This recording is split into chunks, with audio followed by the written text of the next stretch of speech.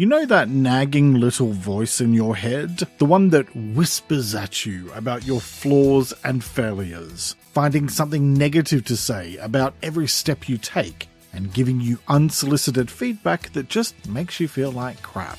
That's your inner critic, my friends, and if you don't learn how to deal with it effectively, it can make your life miserable.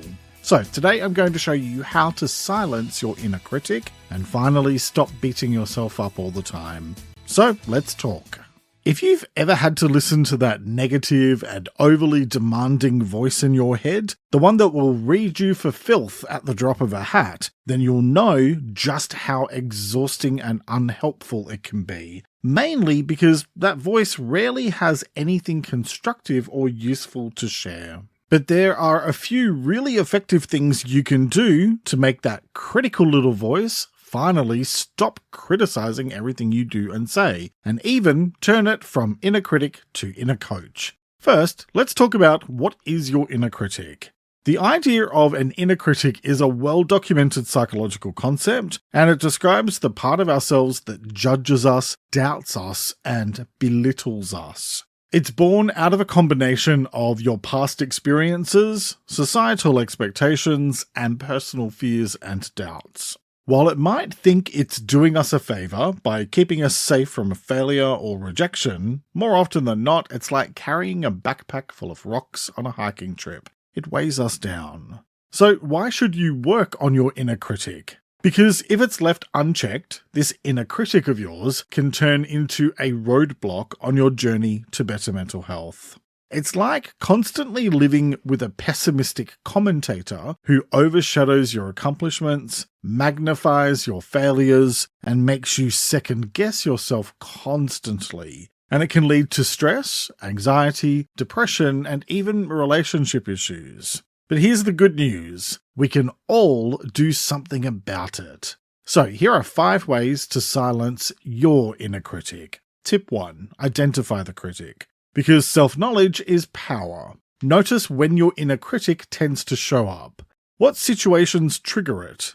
Does it rear its head when you're about to take on a new challenge? Or when you're under stress? Recognizing these patterns is like learning the strategy of an opponent in a game. Once you understand it, you can start to outmaneuver it.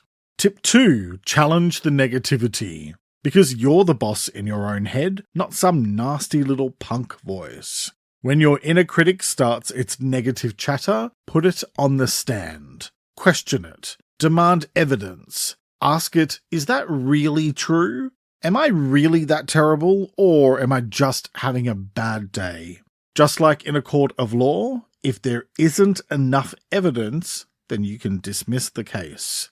This step isn't about fighting your inner critic, it's about understanding that it might not always be right. Tip 3. Practice self-compassion. Because the best way to stop beating yourself up is to show yourself kindness. It's time to be your own best friend. Imagine that a loved one is going through what you are. What would you say to them? Would you belittle them? Or would you offer them words of kindness and understanding? Treat yourself the way you would treat them. When you stumble, instead of getting caught up in a whirlpool of self-criticism, say, it's okay, everyone has off days. This doesn't define my abilities or my worth. Yourself will thank yourself later for being so much kinder to yourself. Tip 4. Reframe your thoughts. Because thoughts are not facts. Changing the narrative in your head can change everything. It's like being the director of your own film, which you are, by the way. You get to choose everything, from the sets and the lighting, right down to every line that you speak in the script. So instead of listening to your inner critic saying, this is too difficult, or I can't do it, change the dialogue to, this is a challenge, but I'm up for it. Challenges help me grow. This isn't about just pretending everything is rosy. It's about focusing on the potential for growth and resilience within you. Tip 5. Create a support network. Because helping you to see the best in yourself is what friends are for. We're social creatures, and sometimes we need a fresh perspective from others. Surround yourself with positive influences, people who lift you up and believe in you. Share your fears and anxieties with them. Their reassurance can provide the necessary counterbalance when your inner critic tries to tip the scales of your self-worth.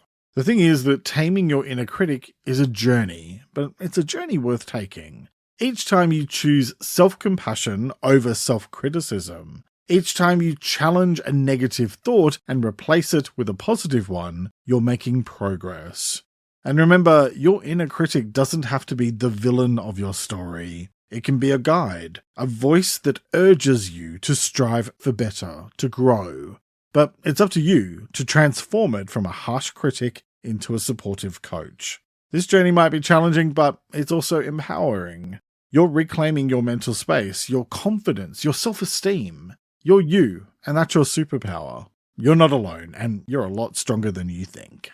Now, it's over to you. Let me know in the comments which tips you're going to apply and why, and you'll find more ways to overcome your inner critic in the latest episode of the Let's Talk About Mental Health podcast. It's linked in the episode description.